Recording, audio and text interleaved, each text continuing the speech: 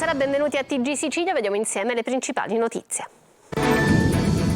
Retata in tutta Italia contro le bande giovanili, sequestri di pistole, coltelle, tirapugni e fiumi di droga. Nel mirino anche i contesti vicino al mondo dei trapper.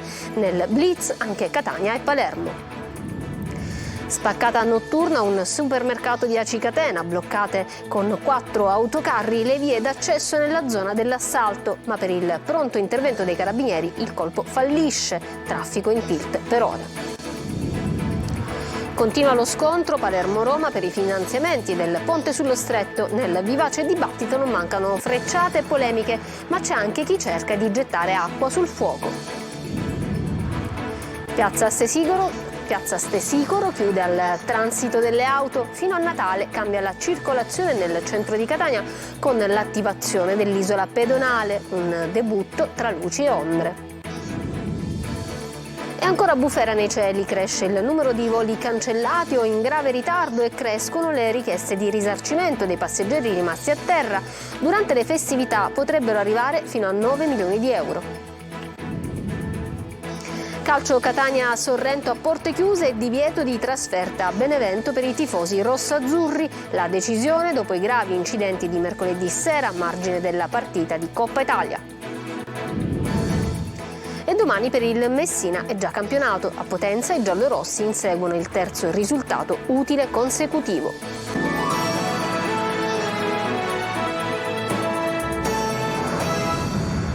Bentrovati. Cresce l'allarme violenza giovanile e criminalità nelle comunità delle metropoli italiane. Fra le 14 più pericolose ci sono anche Palermo e Catania, che la scorsa notte hanno visto episodi di criminalità di varia natura. A confermare questa tendenza anche l'operazione della polizia, che ha arrestato 40 persone e ne ha denunciato 70, tutte legate al mondo della criminalità giovanile in queste 14 città italiane. Manlio Viola.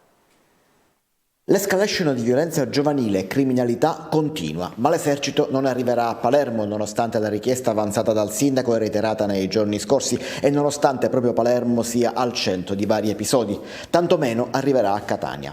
Arrivano però le operazioni di polizia coordinate a livello nazionale. Palermo e Catania sono proprio fra le 14 città italiane in cui la violenza delle baby gang impera, almeno a giudicare dall'operazione condotta dalla polizia, che ha portato ad arrestare 41 persone, di cui 4 minorenni, e denunciare a piede libero 74 persone, 24 delle quali minorenni.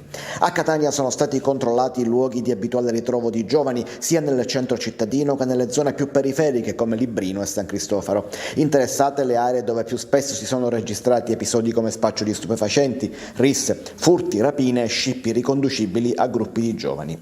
A Palermo i controlli sono stati indirizzati verso i luoghi della movida cittadina e nei pressi delle discoteche. Nel quartiere Ballarò sono stati svolti servizi per il contrasto all'attività dello spaccio. Inoltre sono state eseguite perquisizioni nei confronti di giovani con precedenti penali per stupefacenti e per armi residenti nel quartiere Borgovecchio o nel centro storico. Complessivamente sono state tratte in arresto 3 persone e denunciate altre 3 in stato di libertà per possesso di armi da taglio e sostanze stupefacenti. Sono stati sequestrati circa 3 kg di hashish. Complessivamente nell'operazione trovati e sequestrati anche tirapugni e sequestrato anche denaro. Torna in azione la banda della Spaccata, ma questa volta rimane senza bottino. C'è stato un assalto notturno e anche audace ad un supermercato di Aci Catena. 4 camion rubati bloccano le strade e un escavatore entra per prelevare la cassa continua, ma irrompono i carabinieri. Tonino De Mana. La banda della Spaccata colpisce ancora, anche se resta a mani vuote. Dopo l'assalto all'ufficio postale di via Pacinotti a Catania, il tentato furto ha avuto questa volta come teatro il supermercato Eurospin di via Nizzeti nella frazione di San Nicolò ad Aci Catena. Intorno alle 3 di notte i malviventi hanno tentato di asportare la cassa continua dell'hard discount usando un escavatore che vedete in queste immagini. Non appena c'è stata la manomissione è scattato l'allarme che ha allertato la centrale operativa dei carabinieri. Sul posto è arrivata una prima gazzella che per raggiungere il supermercato si è dovuta fare largo, superando anche uno sbarramento di mezzi posti al centro della carreggiata. 4 i camion rubati e collocati in punti strategici per consentire alla banda di lavorare indisturbata e al tempo stesso di rallentare le operazioni di primo intervento. Uno dei mezzi, lo vedete, è stato lasciato di traverso in via Leonardo Vigo, in territorio di Aci Castello, un altro è stato piazzato in via Nizzeti, altri invece sono stati parcheggiati ad Aci San Filippo e alla Reitana, bloccando di fatto le vie d'accesso per Aci Catena e paralizzando per gran parte della mattinata la viabilità dell'Interland. Un modus operandi che però non è servito a fermare l'intervento delle forze dell'ordine che hanno sventato l'audace furto, mettendo in fuga i malviventi, sulle cui tracce adesso ci sono i carabinieri del comando provinciale di Catania. E a Palermo nelle stesse ore è entrata in azione una banda spaccavetrine. Il colpo è stato messo a segno, lo vedete, nel negozio della Rinascente, nella centralissima via Roma. I rapinatori, dopo aver sfondato una vetrina con un'auto risultata rubata, sono riusciti a portare via alcuni oggetti preziosi. Il bottino è ancora da quantificare. Sul ponte sullo Stretto c'è in atto un dibattito vivace, anche con frecciate e polemiche, ma in azione anche chi cerca di gettare acqua sul fuoco. Francesco Triolo. I pompieri erano già entrati in azione per disinnescare una polemica, quella sui finanziamenti per il ponte sullo Stretto, accesa ed alimentata a livello nazionale e regionale. Ma intanto Matteo Salvini ha parlato dell'infrastruttura alla Convention, l'Italia dei Sì 2023-2032 ed in maniera piuttosto chiara. Ci sarà una marginale collaborazione delle regioni, non più del 15%, una cifra che mi sembra ragionevole. Se per le Olimpiadi di Milano Cortina, Lombardia e Veneto hanno contribuito, non vedo perché Calabria e Sicilia non dovrebbero farlo per un ponte che collega Calabria e Sicilia, le sue parole. Nel pomeriggio era stato il ministro per le politiche del mare Nello Musumeci, a margine della festa di Atreu, a dire: per la Sicilia il ponte sullo Stretto è un'infrastruttura assolutamente necessaria e prioritaria, se accompagnata alla modernizzazione di altre infrastrutture strategiche come quelle viarie e ferroviarie. Credo si tratti di due punti di vista diversi. È giusto che le due regioni partecipino alla realizzazione del ponte, ma è anche giusto che lo Stato dia il suo contributo senza nulla togliere alle legittime attese dei territori, ha detto. Prima si era espressa la sottosegretaria ai rapporti con il Parlamento, Matilde Siracusano, che aveva cercato di cucire la frattura tra Forza Italia e Lega. Dove nasce l'equivoco? L'equivoco nasce da un emendamento del governo alla legge di bilancio che aumenta di 300 milioni lo stanziamento della Sicilia che era stato preventivato dal Presidente Schifani. Io credo che tutto questo possa essere superato attraverso la stesura dell'accordo di coesione che verrà negoziato con il Ministro Fitto, accordo di coesione che servirà a decidere a stabilire tutti i progetti finanziabili col Fondo di Sviluppo e Coesione per la Sicilia nel ciclo di programmazione 21-27. Alla Sicilia aspettano più di 6 miliardi di euro. Se la regione siciliana, contraria alla compartecipazione di 1 miliardo e 300 milioni da parte dell'isola, è schierata da una parte, la Calabria dà appoggio al governo, partecipando con una quota di 300 milioni ed ottenendo, grazie alle interlocuzioni del Presidente Occhiuto con il governo, quasi 4 miliardi di finanziamenti per la mobilità. Debutta oggi la nuova area pedonale di Piazza Stesicoro a Catania. Piace ai pedoni, molto meno agli automobilisti bloccati nel traffico dei quattro canti. Emanuela Corsi. Sono passate da poco le 17, Piazza Stesicoro è stata transennata e chiusa al traffico veicolare. Alle mie spalle vedete appunto delle auto dei vigili urbani e dei presidi per deviare il traffico verso via Manzoni. Adesso tutta quest'area è diventata pedonale, così come voluto dall'amministrazione comunale.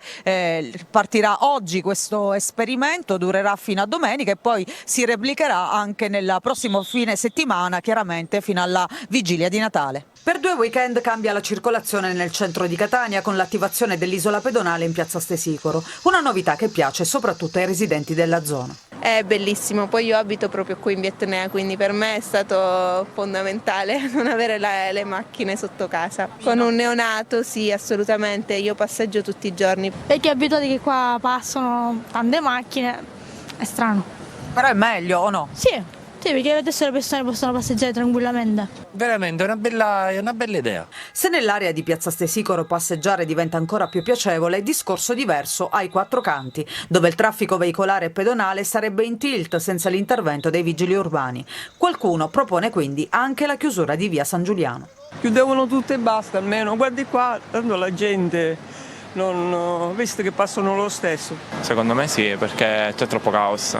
Cosa vi aspettate da questo esperimento, diciamo, nel periodo delle feste?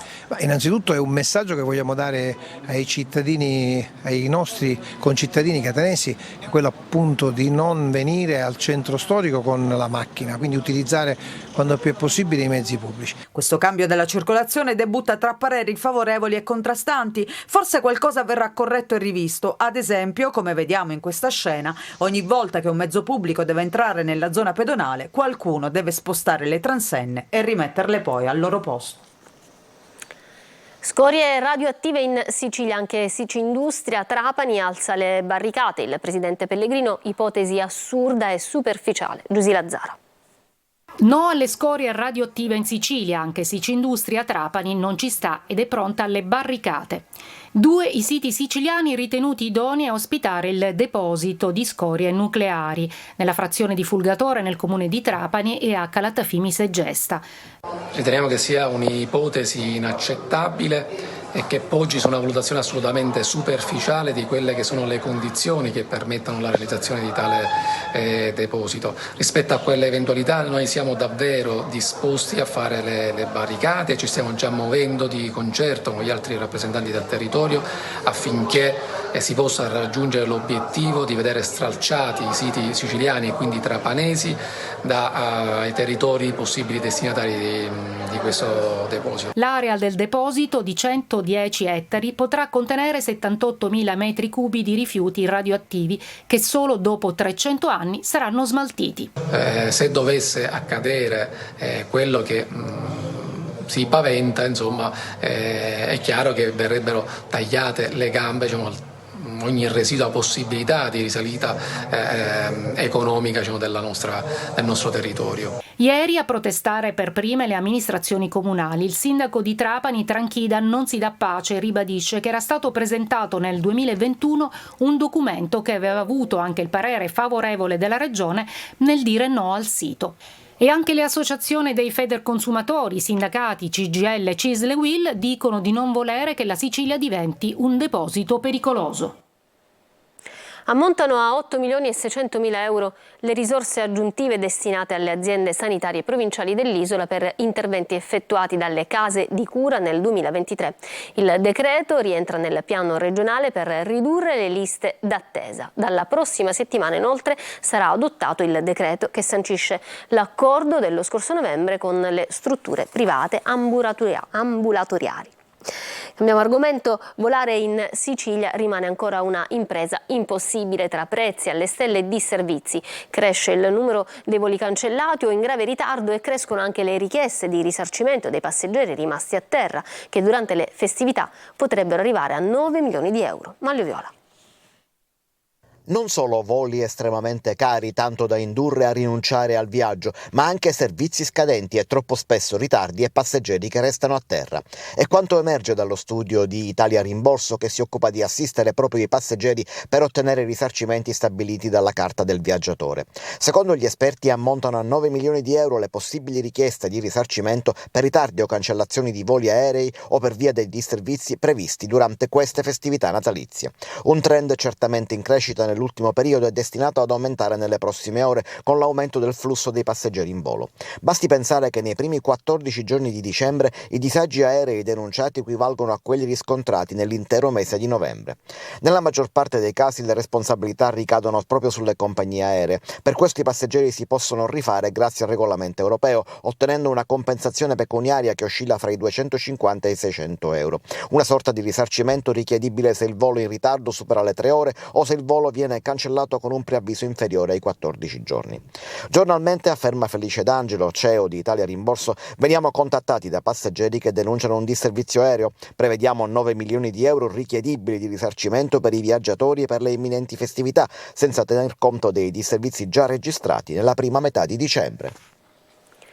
Il centro Morgagni è stato condannato a risarcire con complessivi 720.000 euro i familiari di un 73enne deceduto nell'ottobre del 2021 per i postumi di una insufficienza da shock settico. L'anziano era stato ricoverato nella struttura sanitaria per un intervento, ma è subentrata una infezione che ha interessato vari organi. Da qui un progressivo peggioramento dell'uomo, che è deceduto circa un mese dopo il ricovero. Il risarcimento è stato riconosciuto alla vedova e ai 3 figli. Da oggi la Sicilia è ufficialmente Regione Europea della Gastronomia 2025. Prima in Italia a ricevere il prestigioso riconoscimento assegnato dall'Istituto Internazionale che promuove la cultura e la gastronomia. La cerimonia di consegna del titolo si è svolta stamattina a Catania nella sede dell'Istituto di Incremento Ippico. La presidente della IGCAT si è soffermata sulle caratteristiche della nostra regione, il pluralismo delle culture, la bellezza della natura e la qualità dei prodotti rendono la Sicilia una delle destinazioni gastronomiche più interessanti.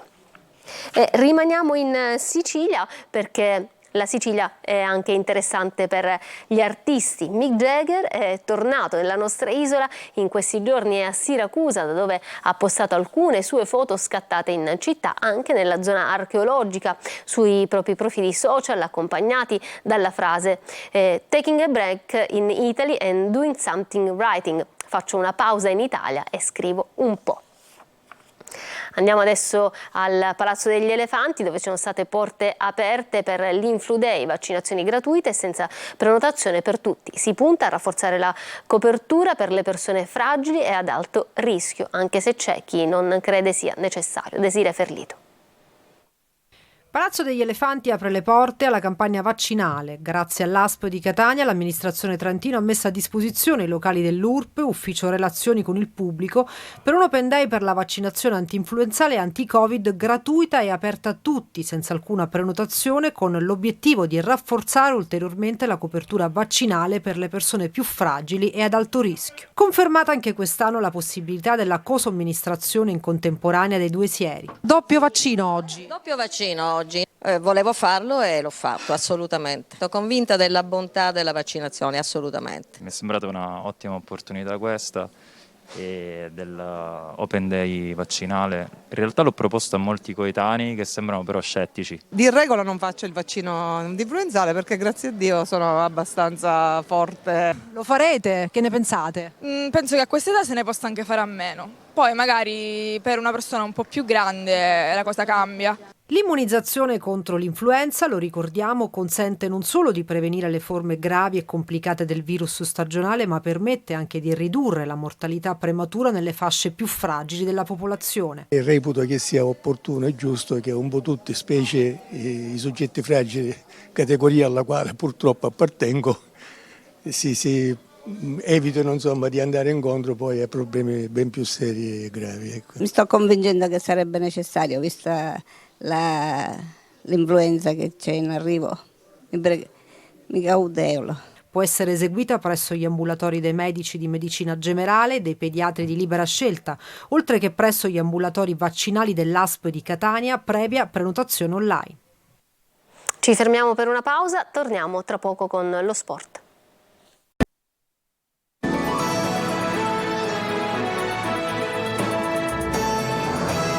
Ritorniamo in studio con lo sport. Il calcio Catania-Sorrento si giocherà a porte chiuse. La decisione è arrivata dall'Osservatorio sulle manifestazioni sportive e non è l'unico provvedimento. Mentre la squadra prepara il posticipo, il presidente Pelligra è in città per parlare di mercato. Francesco Triolo. Catania-Sorrento si giocherà a porte chiuse, è la decisione dell'Osservatorio sulle manifestazioni sportive che ha dato indicazione alle autorità del territorio, prefettura e questura, di disporre il divieto di apertura del Massimino per la gara in programma lunedì sera alle 20:45. Una decisione che nelle ultime ore sembrava quasi attesa dopo i gravi incidenti che si sono verificati mercoledì sera a margine della partita di Coppa Italia tra Catania e Pescara. Per quegli scontri, dove sono rimasti feriti diversi agenti delle forze dell'ordine con prognosi di 15 giorni, sono stati arrestati 2 ultras del Catania. Ma non è l'unico provvedimento preso. Ai tifosi rossazzurri sarà vietata anche la trasferta a Benevento. Una decisione, quella del Camps, quasi prevedibile dopo quanto accaduto e che penalizza tutta la città e la parte buona della tifoseria. Senza tifosi la squadra di Lucarelli prepara la gara contro il Sorrento, in cui i rossazzurri vogliono tornare alla vittoria in campionato, riscattando la sconfitta nel derby di Messina. Intanto in queste ore il presidente Pellegrini in città sta effettuando un ampio giro d'orizzonti per programmare il 2024. In particolare si sta parlando di mercato sia in uscita che soprattutto in entrata, dove si prevedono 6 o 7 nuovi innesti. Insomma, prima devono essere piazzati i giocatori che non fanno parte del progetto e nel contempo saranno colmate le caselle vuote. Tra le uscite ci sono quelle di Sarao verso il Trapani, Livieri che potrebbe tornare al Pisa, mentre per Dubicas c'è l'ipotesi Juve Stabia. Domani pomeriggio impegno a Potenza per il Messina in uno dei 2 anticipi della 17ª giornata del campionato di Serie C. Giallorossi alla ricerca del terzo risultato utile consecutivo dopo le ultime 2 vittorie. Ce ne parla Sergio Colosi.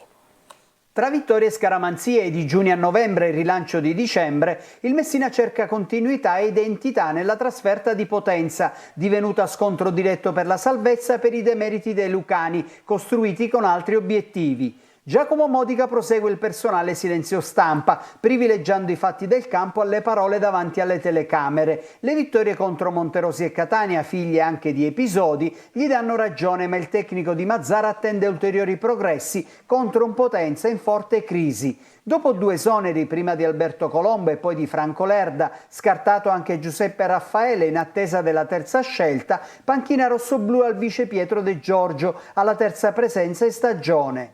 Tifoseria in contestazione con la società e quadro completato dall'assenza del bomber Caturano, ex giallorosso. Numeri stati d'animo di quella che potrebbe sembrare un'occasione da cogliere al volo, ma il Messina non è squadra da fare progetti, avendo abituato i tifosi a continue sorprese. Torna disponibile Polito, Modica però potrebbe confermare l'11 di sabato scorso oppure inserirlo a destra in difesa con Zunno in attacco per rispettare la regola degli under tanto cara al presidente Sciotto e premiarlo per la mezz'ora contro il Catania. Bene, questo era l'ultimo servizio, io vi lascio alla programmazione di Antenna Sicilia da parte mia e dei tecnici della regia, un buon proseguimento di serata, arrivederci.